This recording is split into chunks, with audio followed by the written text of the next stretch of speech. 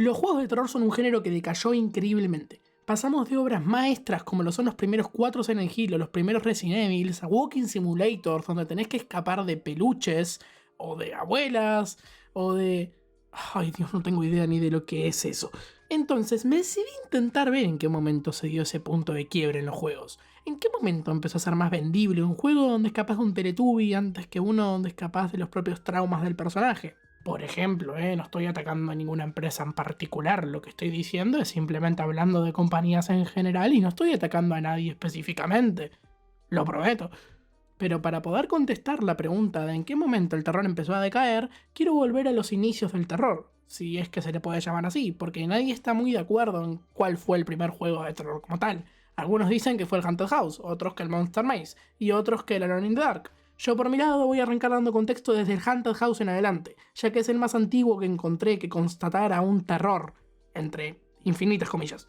Aclarado esto, ahora sí, ¿cómo empezaron los juegos de terror? Bueno, por el 1972, donde la consola predominante era la Magnavox Odyssey, sale el ya dicho Haunted House. Siendo sincero, me cuesta muchísimo siquiera tratar de describir de qué trata este juego. Vi 3 videos de gente jugándolo y lo único que entendí es que hay un detective, un fantasma y que parece más un juego de mesa antes que un videojuego.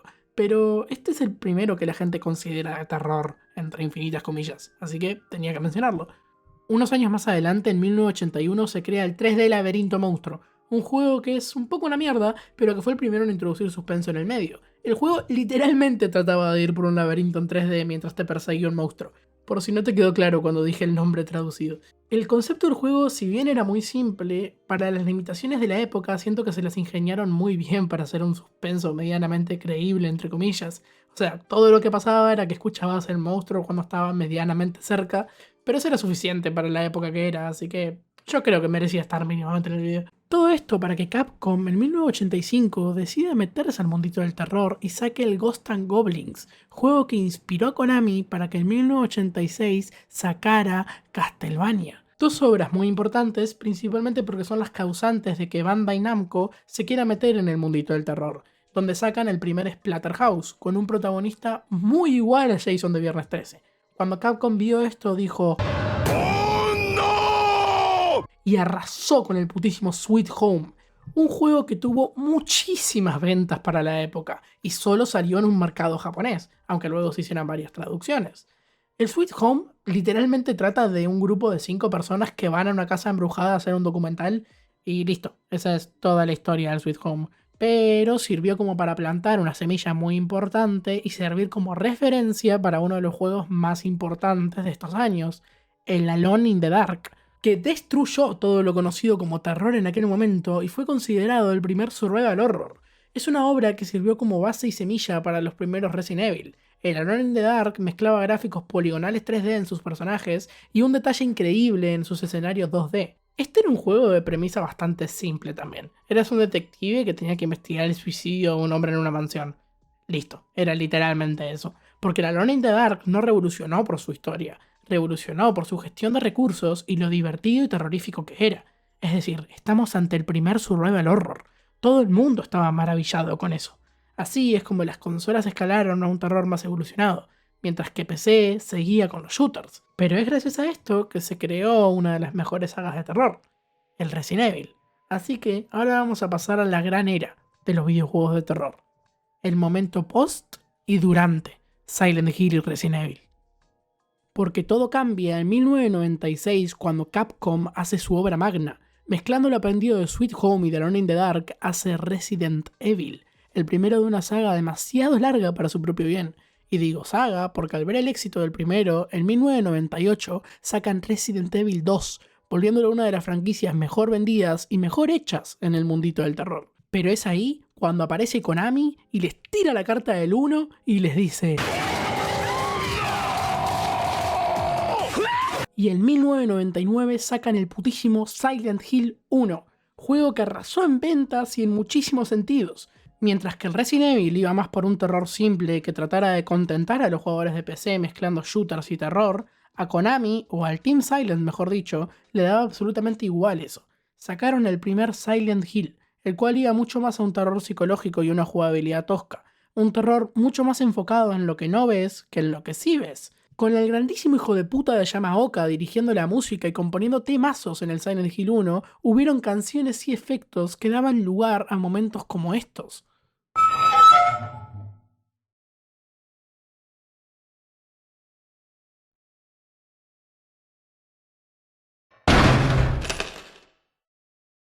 El cagazo que me llevé la primera vez que vi eso no tiene sentido alguno. Así, Silent Hill 1 se posicionó como uno de los mejores juegos de la época en general, no solo en el terror. Pero es que la cosa no termina ahí, porque en 2001 sale lo que es para muchos un antes y después en los videojuegos. Sale Silent Hill 2, con una historia completamente despegada del primero, pero impecable. Juego en el que Yamaoka, el compositor, demostró el increíble poder que tienen los efectos de sonido en un videojuego, dándonos escenas como esta.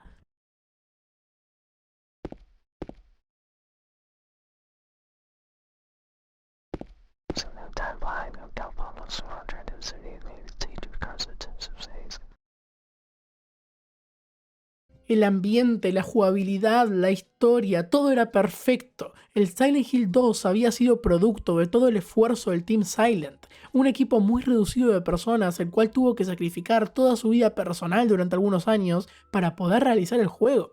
Créanme que es algo de muchísimo mérito. Estamos hablando de que Keiichiro Toyama, el director del juego, y Masahiro Ito, el director de arte, tuvieron que quedarse días enteros en la oficina. Y afortunadamente rindió muchísimos frutos. Se vendió bestialmente en PlayStation 2 y se volvió un icono del terror.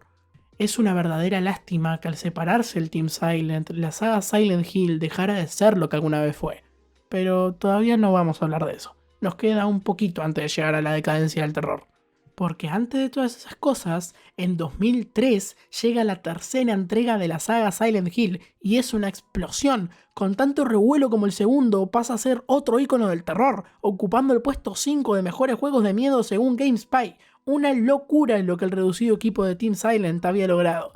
Pero es que eso no fue todo, porque antes de separarse el Team Silent sacan un último Silent Hill, el 4, que lastimosamente no fue ni tan amado ni tan querido como los otros, pero aún así fue muy aclamado por ser un Silent Hill y seguía teniendo el terror psicológico a los que los fans estaban acostumbrados.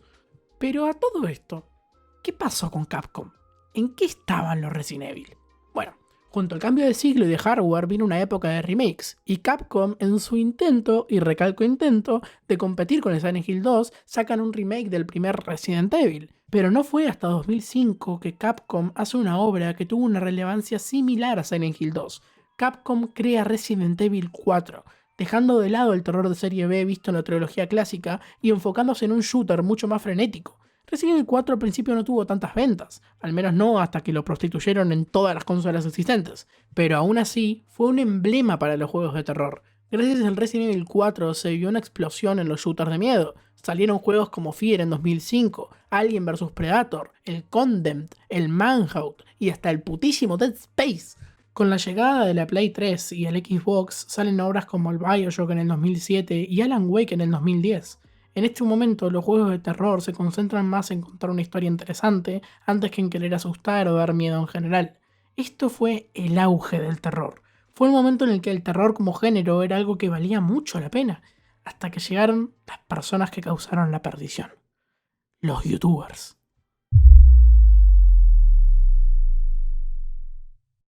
Desde el 2012 o 13 empiezan a surgir youtubers que juegan a este tipo de juegos. ¿Y qué es lo que venden los youtubers jugando a algo de terror? Verlos gritar y asustarse. Es por eso que los juegos se convierten en una montaña rusa de sustos y gritos antes que de contar una buena historia.